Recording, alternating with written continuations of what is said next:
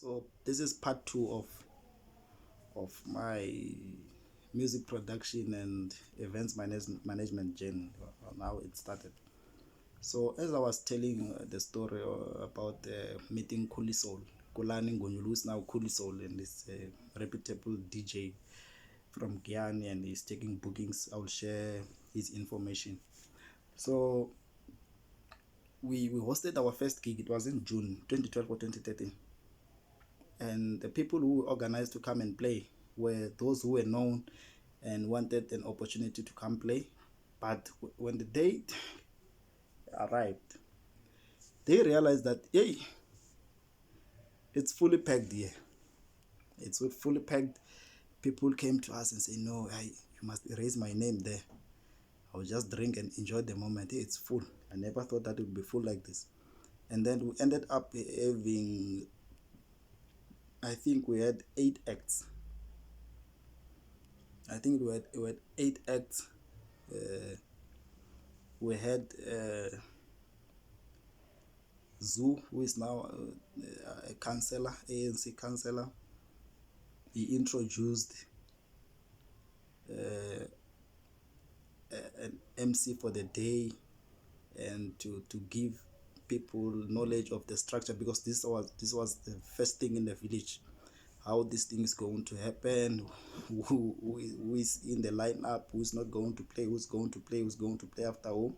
And then he handed over to Comrade Musa Maswangani, who's also serving in various organizations in Guyana. So that was our first event. I didn't even have a chance to play that day, because Ben Mayengani just produced his first, if not second, album. And people now were drunk. They said, no, it cannot be house music the whole night. You guys must play at least 2 or 3 songs of Ben Mayenga.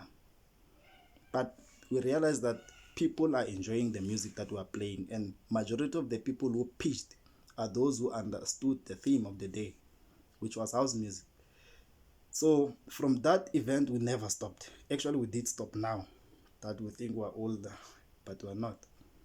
So it went on to December that year, and then every time, June, December, we were hosting, and the numbers were high, but we never made money out of that. The people who were benefiting were the venue owners.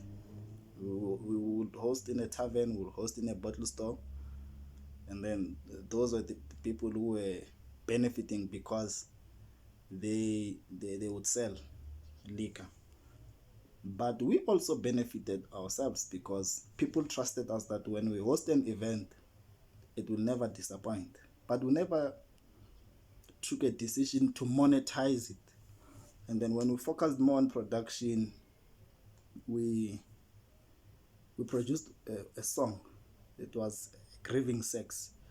So grieving saxophone, like a saxophone that represents grieving, a grieving mood or grieving moment, things like that. Because a friend of ours just passed on, and he was shot dead. Natima Tones Mayor, he rest in peace. So we produced a track, tribute, as a tribute to his life. And a lot of people received it very well. They shared it. We shared a link on Facebook. We uploaded it on data file host, and I think it was downloaded more than 10,000 times.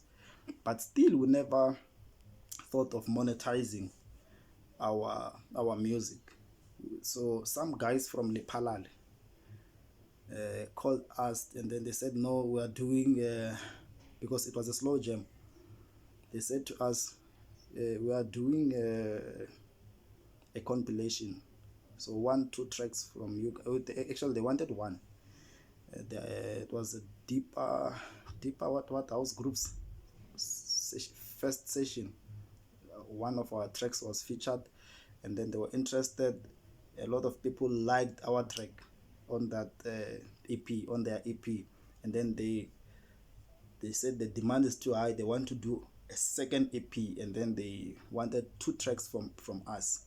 We gave them 2 tracks. Still, the reception was very nice, but still, we did not monetize. I don't know what was wrong, or maybe now I see things differently. And then we were also growing.